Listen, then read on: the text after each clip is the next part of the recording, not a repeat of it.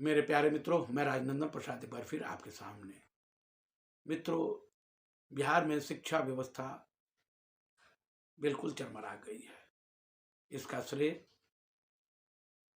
बिहार सरकार को ही जाता है और किसको जाएगा? आप खुद सोचिए, अगर शिक्षा विभाग में कोई काम नहीं हो रहा है, न शिक्षकों को समय पर वेतन मिल रहा है और न कोई काम हो रहा है, और काम क्या हो रहा है? अभी TR4 के लिए नियुक्ति होनी है, आगे भी पता नहीं कितनी नियुक्ति की जाएगी। एक होड़ लगा हुआ है और उसमें भी बिहार के लोगों को अब नियुक्ति बहुत कम हो रहा है, बहुत कम नियुक्त हो पा रहे हैं। पूरे इंडिया भर के लोग अब जिनको शिक्षा ना है, बिहार चारागाह बन चुका है। आइए यहाँ परीक्षा दीजिए, पास कीजिए और ज्वाइन कर लीजिए। अब वही उत्तर प्रदेश में जाइए तो बिहार के निवासी होने के कारण टाइफिस बाहर आ जाइए, झारखंड में बाहर आ जाइए, अन्य जितने प्रदेश हैं सभी में निवास बड़ा मायने रखता है। अगर आप वहां के निवासी हैं, उस राज्य के निवासी हैं, तभी आपको नौकरी मिलेगी। झारखंड ने तो यहां तक कह दिया है कि मेरे राज्य के निवासी भी होना चाहिए और मेरे ही राज्य के किसी स्कूल कॉलेज के आप स्टूडेंट होना चाहिए, तभी आपको नौकरी मिलेगी। एक हमारा राज्य है। मैं माननीय मुख्यमंत्री से अनुरोध करना चाहूंगा कि एक वक्त था कि आपका कारवां और आगे बढ़ता, आप उस कुर्सी तक पहुंच पाते जिसके लिए आप पैदा हुए थे, लेकिन अब रास्ता बंद हो गया, अब नहीं पहुंच पाइएगा। एक तो आपका उम्र बाधक बन गई है, दूसरा आपकी याददाश्त कमजोर हो गई है, तीसरा अफसरशाही बढ़ गई है, चौथा अब वो नियंत्रण न पार्टी में आपका है और न सरकार में है। सरकार में रहने वाले लोग, उनकी मजबूरी है आपको लेके चलना, क्योंकि वे लोग कर रहे हैं अच्छा या बुरा, उसका फल उन्हें मिलेगा कि नहीं मिलेगा नहीं मालूम, लेकिन आपको जरूर मिलेगा, क्योंकि मुखिया आप हैं। खैर, ये मेरा विषय भी नहीं है। हम लोग तो चाहते थे कि बिहार के नाते, हम लोग बिहारी हैं, आप भारत के प्रधानमंत्री के कुर्सी पर बैठते, लेकिन वो आपने खुद अपने हाथों से गवा दिया। खैर,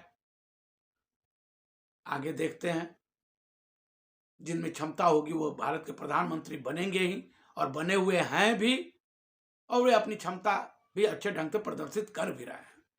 खैर, बिहार में शिक्षा व्यवस्था जो चरमरा गई है, उसके पीछे बहुत बड़ा कारण राजनीतिक है।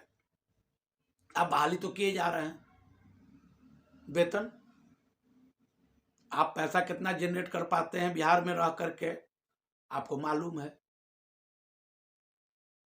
अब तो पैसा जुटाना भी बहुत मुश्किल काम हो गया है।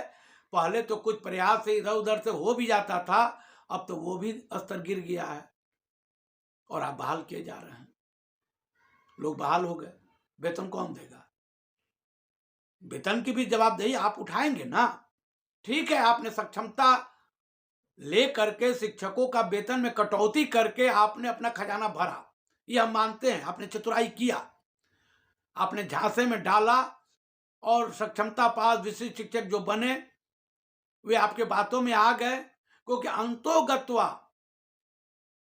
चुनाव के पहले या चुनाव के बाद आप एक ही बात कहेंगे कि जो अध्यापक नियुक्ति नियमावली है 2023, जिसमें TR1, TR2, TR3 बहाल हुए और आगे भी TR4 की बहाली होनी है, तो उसको जो वेतनमान मिलेगा, यानी जो पैसा मिलेगा, वही पैसा विशिष्ट शिक्षकों को मिलेगा और वही सुविधा आपको मिलेगी। आप कितने दिन काम किए नहीं किए, कितना किए नहीं किए, ये मायने नहीं रखता। हमने तो साफ साफ नियमावली में सब कुछ लिख दिया था कि सेवानिवृत्तता तो मिलने का है नहीं।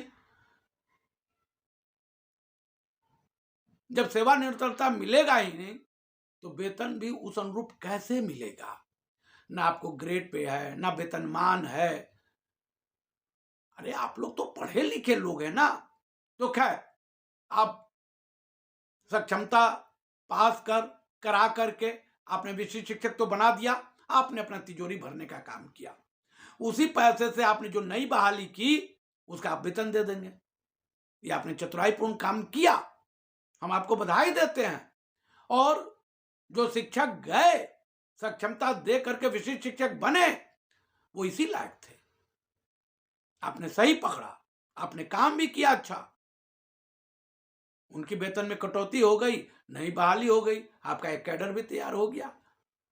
अरे जो बहाल होते हैं, जिस सरकार में होते हैं, कम से कम इतना तो उनमें लाज रहता ही है कि वो सरकार का साथ देना भी चाहिए। लेकिन जो नियोजित शिक्षक हैं, उन्होंने क्या बिगाड़ा? उसकी भी तो नौकरी आपके ही कार्यकाल में मिली और आप ही के द्वारा मिली। वेतन मिल ही नहीं रहा है और चाहिए क्या? गुणवत्तापूर्ण शिक्षक। अब तो गुणवत्तापूर्ण शिक्षक तो है ही, क्योंकि वर्षों वर्षों से उन लोग को ट्रेनिंग करा रहे हैं, सब कुछ करा रहे हैं। एकदम कड़ी धूप में, तपती धूप में आप शिक्षकों से काम लेकर के उनमें निखार ला रहे हैं। छात्रों का भी हालत देखिए, कॉपी समय पर नहीं, बैग अब समय पर नहीं, बहुत सारा काम जो समय पूर्व होता था वो सब धरा का धरा रह गया। खैर, कई जिलों में शिक्षकों का वेतन, कोई कहता है कि जनवरी से नहीं मिला, कोई फरवरी से नहीं मिला, कोई अप्रैल और मार्च से नहीं मिला। अरे भाई, आप कर क्या रहे हैं? आपने तो कहा था एसीएस साहब, जिस जिला में वेतन निर्गत नहीं हो जाता है सारे शिक्षकों का, तब तक वहां के अधिकारी कर्मचारी वेतन नहीं लेंगे। क्या ऐसा हो रहा है? क्या आपकी बातों का असर है? देखिए, एक आम आदमी, इस देश के नागरिक होने, इस राज्य के नागरिक होने के नाते मेरा भी अधिकार है कि हम जानना चाहें क्या हमारे राज्य में शिक्षक बेहतर जीवन जी रहे हैं, समय पर वेतन मिल रहा है? ऐसा तो नहीं है। सचिवालय के तो सारे कर्मी, जिला के सारे कर्मी अपना वेतन उठा रहे हैं, मौज मस्ती में लगे हुए हैं। अब तो राज्य कर्मी भी लगभग 4 लाख के बराबर हो गए हैं, तो वहां भी तो डीसी ऑफिस में चहल पहल बढ़ गई है। ठीक है, वेतन क्यों नहीं मिल रहा है? और भरमाया क्या जा रहा है कि आने वाले समय में जो नियोजित शिक्षक विशिष्ट शिक्षक नहीं बनेंगे उनका वेतन ऐसे ही रोक दिया जाएगा। नहीं संभव है, ये झूठ का पुलिंदा है। ठीक है, ये आपकी असफलता है, आप सफल नहीं हो पा रहे हैं समय पर वेतन देने के लिए। कम से कम इस मामले में आपको श्री के पाठक साहब का तो नाम लेना ही पड़ेगा। वो आदमी जो भी किया, अच्छा किया, बुरा किया, जो भी किया, लेकिन समय पर वेतन देता रहा। 12 दिन ज्वाइनिंग का हुआ, 12 दिन के बाद महीना लगा, उसे भी वेतन मिला। वो एक करिश्मा था और आपके कार्यकाल में नहीं मिल रहा है, क्योंकि आपको क्या करते हैं नहीं करते हैं ये आपका मामला है, हम उस पर ज्यादा नहीं बोल सकते। आप अच्छे आदमी हैं, सुलझे हुए आदमी हैं, इंसान तो आप अच्छे हैं, इसमें तो दो राय नहीं है। लेकिन विभाग में पकड़ कितनी है इसे तो पता चलता ही है। जब शिक्षकों को 6-6 महीना 5-5 महीने से वेतन नहीं मिले तो आपकी पकड़ मजबूत है, ये कहने में तो हिम्मत जुटानी पड़ेगी। कहीं ना कहीं आप असफल हो रहे हैं।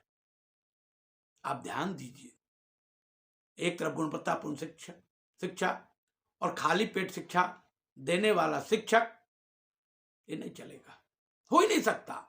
ये जो आप पैसा देंगे वो सब पैसा बेकार जाएगा, बिल्कुल बेकार जाएगा, क्योंकि शिक्षक खाली पेट नहीं पढ़ा सकते। उनके कनपट्टी पर बंदूक तान के आप नहीं पढ़वा सकते।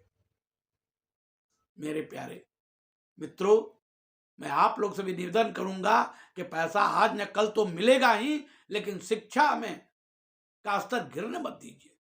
बच्चों को पढ़ाइए, गरीब बच्चे आते हैं, निश्चित तौर पर पढ़ाइए, लेकिन सरकार से भी गुजारिश है कि समय पर वेतन दीजिए, जरूर दीजिए। अरे कम वेतन पाने वाले लोग हैं, एक चपरासी से भी कम वेतन जो पाते हैं, सचिवालय में जो चपरासी हैं उनसे कम वेतन पाने वाले लोग उसको क्यों सता रहे हैं? 8-8 घंटे पढ़ाना, तपती गर्मी में 12:30 बजे स्कूल से जाना, सुबह 6:30 बजे स्कूल पहुंचना। अब तो कोई गुंजाइश नहीं है बचने का। फिर भी वेतन समय पर न मिलने से उनके बच्चों की हालत, उनकी पत्नी, उनके परिवार में माता पिता की हालत, उनके माता पिता जब बोलते हैं कि बेटा ये दवा लेके आना, दिल महसूस के रह जाते हैं लोग। सर बहुत कष्ट में है बिहार के शिक्षक, बहुत कष्ट में है। आप समय पर वेतन देने का उपाय कीजिए कीजिए कीजिए सर, कुछ मत दीजिए। पैसा बढ़े न बढ़े, कम बढ़े ज्यादा बढ़े, लेकिन शिक्षकों को समय पर वेतन देने का निर्णय लीजिए, वेतन दिलवाइए। कम से कम इतनी पकड़ तो आपके विभाग में होनी चाहिए कि शिक्षकों को समय पर वेतन मिले। मेरे प्यारे मित्रों, मैं राजनंदन प्रसाद आपसे तमाम मित्रों से मैं बार बार आग्रह करता हूं कि मेरे वीडियो को ज्यादा से ज्यादा शेयर करें, सब्सक्राइब करें, लाइक करें। धन्यवाद, बहुत बहुत धन्यवाद। जय हिंद।